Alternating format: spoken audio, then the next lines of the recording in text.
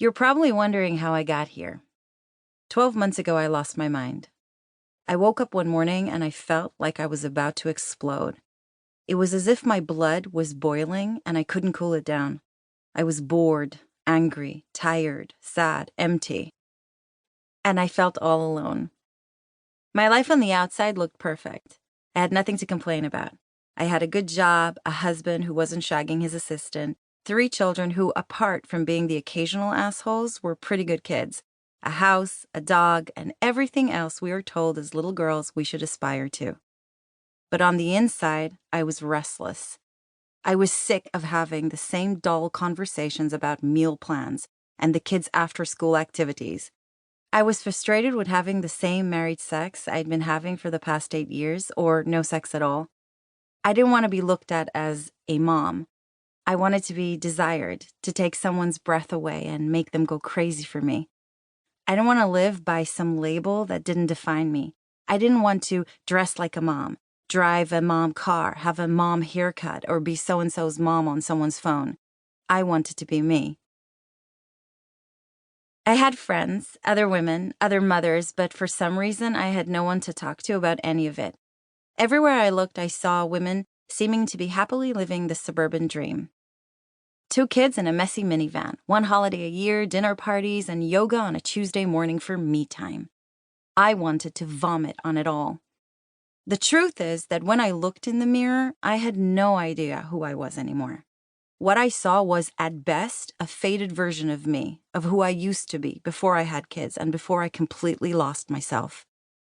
I found myself fantasizing about a gardener I'd seen a few months earlier. I had been dropping off my twins at daycare, and as usual, I was running late. I was still wearing my yoga pants and a tea-stained t-shirt under a denim jacket, and as I was trying to shove the twins into their double stroller while they tried to run in different directions, I saw him. With his shorts, killer abs, and the massive leaf blower he was carrying on his shoulder. He looked like one of those tanned Australian surfer boys you'd see in an ad for an energy drink, only topless. No lie. He was walking out of someone's house and heading for his van, which was parked right by my car, and I wondered if he could tell I was staring at his tattooed arms from behind my dark shades. I wore those shades often.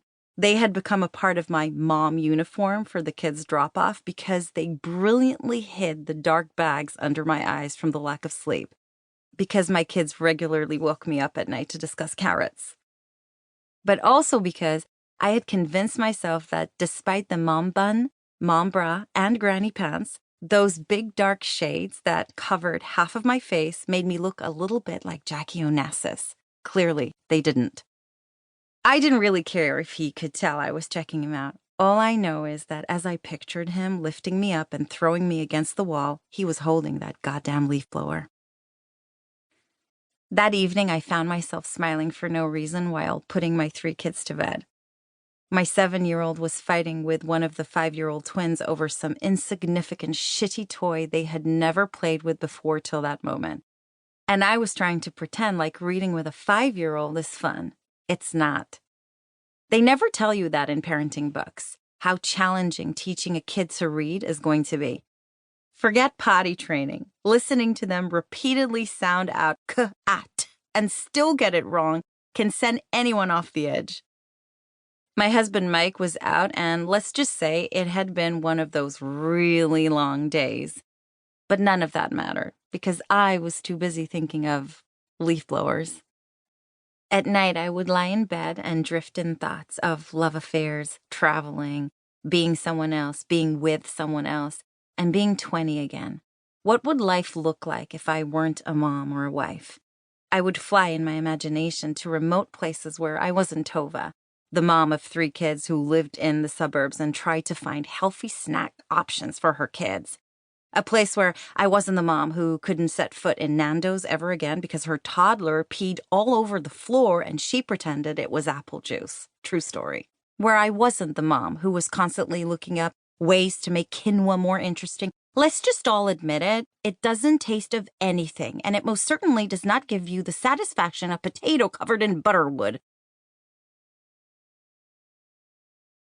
Para seguir escuchando este audiolibro gratuitamente, haz clic en el enlace de la descripción y podrás escucharlo completo sin coste gracias a la prueba de 30 días de Audible.